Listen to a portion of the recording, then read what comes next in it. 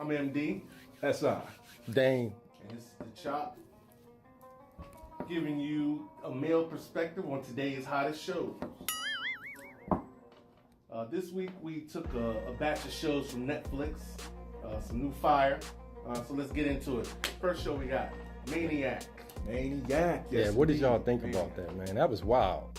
I kind of enjoyed Maniac. See, I like, well, first of all, let's not allude from the fact that Tommy from Power is in Maniac.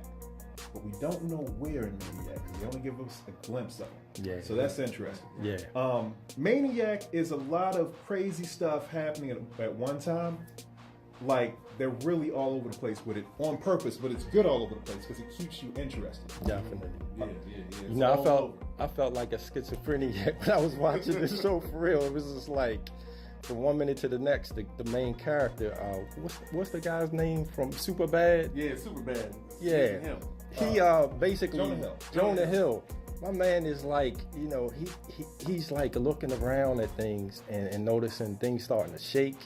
He's hearing voices. Yeah. You know, it's just like they're making you feel like what a schizophrenic will feel like in this show. And after a while, I was starting to feel a little lightheaded. You know what I'm saying? Like the effect of the show, the colors, everything. Yeah, they did. And kind of along the lines of Legion. Right. You know, right. and it was crazy because they had us all over the place. I couldn't, when I was watching the show, I don't know about you guys, but normally if I'm watching the show, I'll, you know, take a bite of something or, you know, look at my phone. I kept having to rewind it because I would keep missing little pieces. Yeah, they You know keep what I mean? you. Like, I really had to pay attention to this one, and I enjoyed it, though. I did too, because the way that they did the episode, it's like they're pulling you in slowly with the characters. They kind of get you, you know, ready for what's coming, but they don't let you know.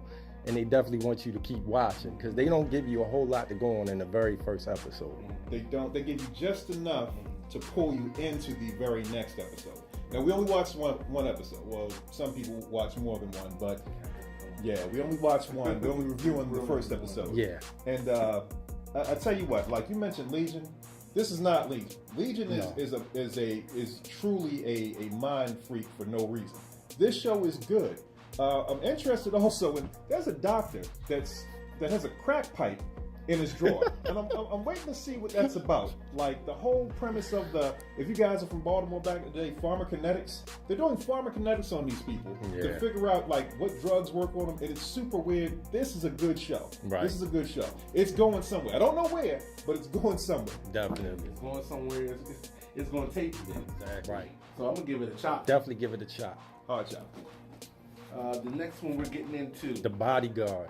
Man, this show got me open from the beginning. Like literally, I didn't know what to expect because with the title, The Bodyguard, I was thinking, oh, this is gonna be another rewind version of, you know, Whitney Houston and Kevin Costner, 2018. But it's not. This is like totally a new story. It has nothing to do with that movie. Nothing at all. You know, and it's action packed. It's suspense, thriller. You know, the first episode they engaged you in this train ride with the main character and his daughter on the train. Immediately. I mean, it just grabs you. You like feel the intensity as you're watching it. Your heart is pacing. You don't know what's coming. You know, so for me, that grabbed my attention right away. I haven't seen a show that grabbed me so much from the intensity of that train scene that you're talking about.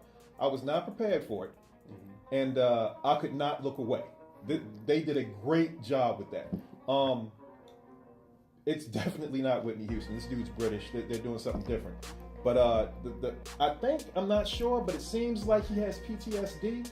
But whenever he gets in a jam, he goes into this hyper mode where it can go down at any moment, and he has to kill somebody or something to that effect. Yeah. And his personal life is like totally jacked up, which, you know, that type of drama is always good to see on the show.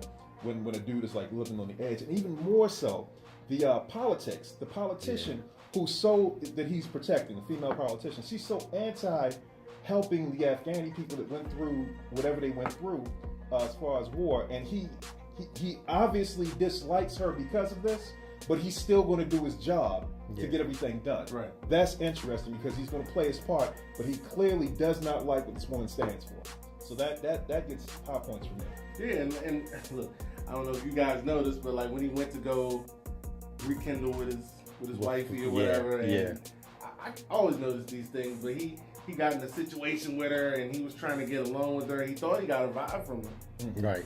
Went to go in for the kiss and she shut him down. And look, but like back to your point about the PTSD, like he got so freaked out that he just jetted out of there, man. Left out, like it wasn't. He was like, "Oh, I'm sorry," and he had to leave. And I really thought that they played that well, like just his whole nervousness and the fact that he's not really sure of what he should be doing in those social situations. Yeah. So definitely. I'm chopping it all the way. I continue to watch it. Yeah. I'm gonna give it the chop on this episode. Yeah, definitely give it a chop. And it's a quick watch. It's only 6 episodes, so you can get in and out on this one quick. So definitely check this one out. Yeah. So it's fair to say, chops across the board. Yes.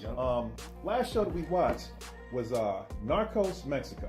Woo. So this is an extension of the Narcos series. If you've been following that, the interesting thing about that is you don't need to watch any of the other Narcos to follow this one. Right. This one is about Kiki Cameron.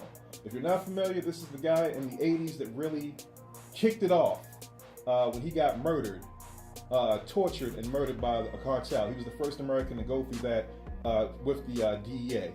And because of that, that's where the drug war started from. Me, myself, as far as the show goes, I feel like this has been done before. Like as far as the whole, hey, let me tell you a story about drugs back in the 80s. It feels super familiar. You've seen it before.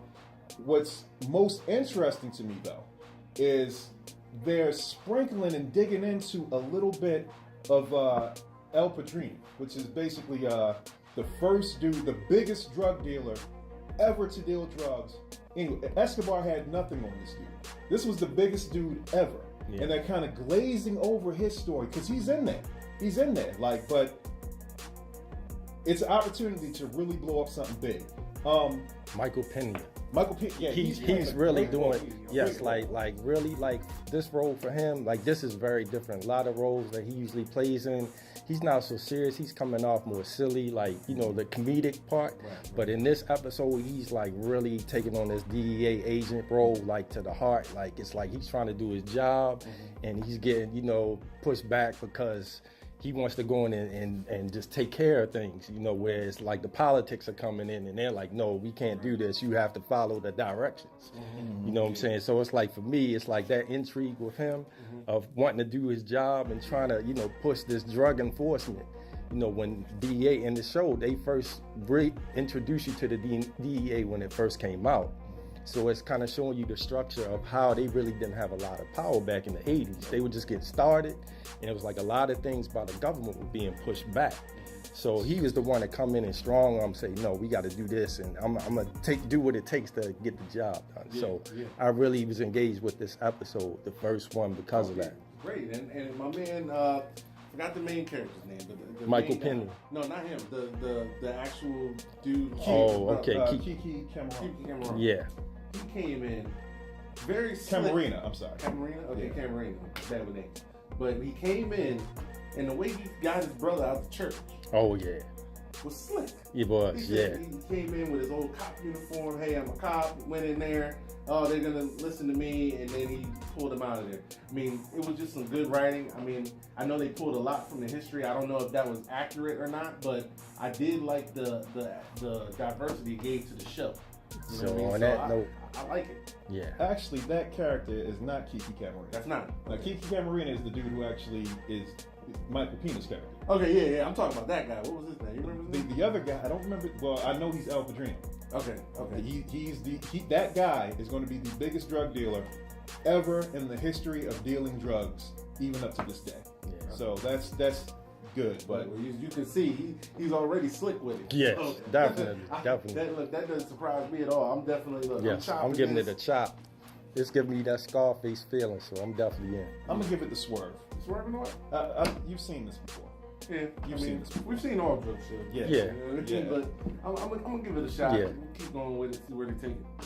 All right.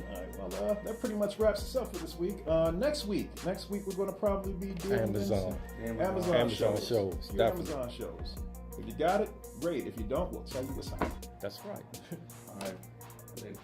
Catch y'all next week.